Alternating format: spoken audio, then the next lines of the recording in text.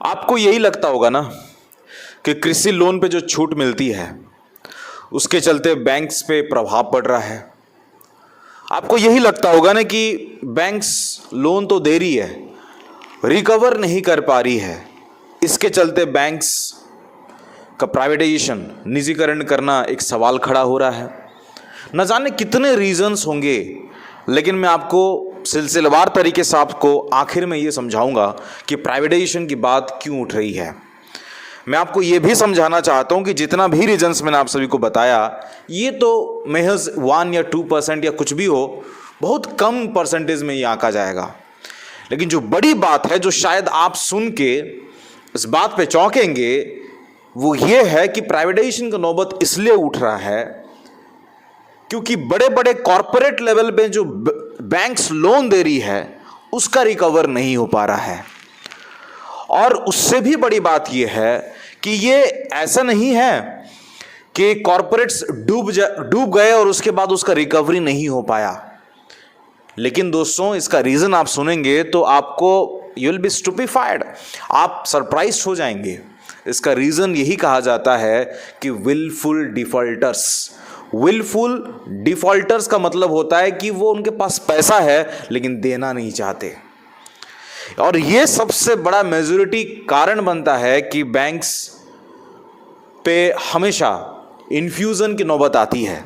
साल 2021 की बात करें तो 20,000 करोड़ का इन्फ्यूज़न किया गया है। पिछले साल 70,000 करोड़ का इन्फ्यूज़न किया गया था। अब मैं सवाल खड़ा करना चाहता हूं कि कब तक आप सिर्फ इन्फ्यूज़न करोगे।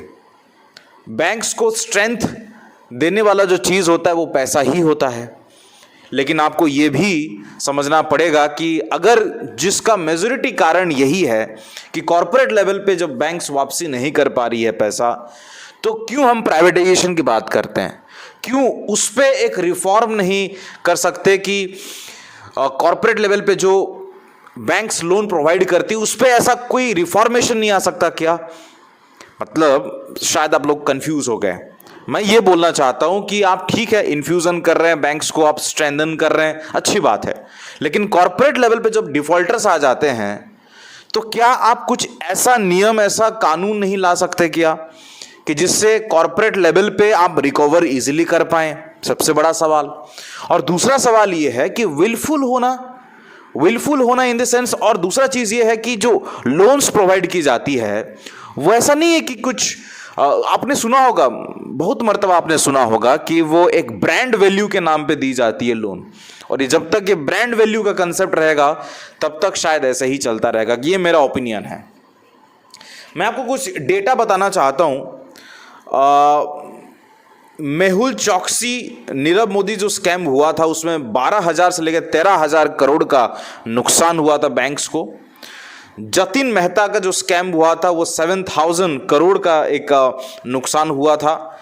रोटोमैक विक्रम कोठारी, उसमें 800 करोड़ का स्कैम हुआ था। और आपको पता है कि विजय माल्या 9,091 करोड़ का। यानी आप मान के चलिए कि इतने पैसे अगर इसी कारण से जा रहे हैं तो इसमें सबसे बड़ा घाटा किसको हो रहा है? इसमें सबसे बड़ा घाटा हमारे लेमैन को हो रहा है, जो दिनचर्या का काम कर रहा है। और वो तो आप देखेंगे दोस्तों कि वो they are repaying at perfect time. लेकिन ये जो चीज़ें चल रही है इसके चलते प्राइवेटाइजेशन की बात उठ रही है। लेकिन इसका सॉल्यूशन प्राइवेटाइजेशन होना ये शायद गलत चीज़ है मेरे नज़र में। प्राइवेटाइजेशन ना करके आप कुछ ऐसा रिफॉर्म ना लेने की कोशिश करें कि आप पैसा वापस ले आएँ, ये मेरा कहना है।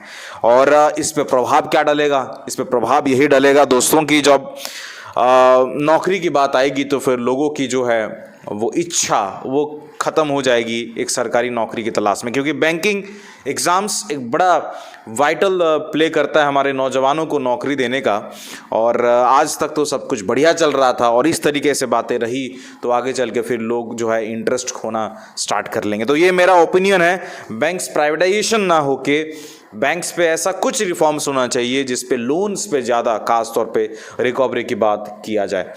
अगर आपने हमको इंस्टाग्राम में फॉलो नहीं किया है तो इंस्टाग्राम में फॉलो करें। मुझे लगता है कि मैंने बहुत बढ़िया तरीके से आप सभी को समझा दिया है कि प्राइवेटाइजेशन क्यों उठ रहा है और प्राइवेटाइजेशन का असर क्या होगा और प्राइवेटाइजेशन को रोकने का क्या सॉल्यूशन हो सकता है। अगर सरकार ने कुछ सोचा है, डिसीजन लिया है तो अच्छा ही सोचा होगा, लेकिन ये मेरा पर्सनल ओपिनियन था। मिलते हैं नेक्स्ट वाले वीडियो पे, तब तक ले जय हिंद, जय भारत, शब्बा खैर, लव यू ऑल। अपने सेहत का बिल्कुल ध्यान दीजिएगा। नमस्कार। आप टेलीग्राम पे भी बिल्कुल फॉलो करिएगा। नमस्कार।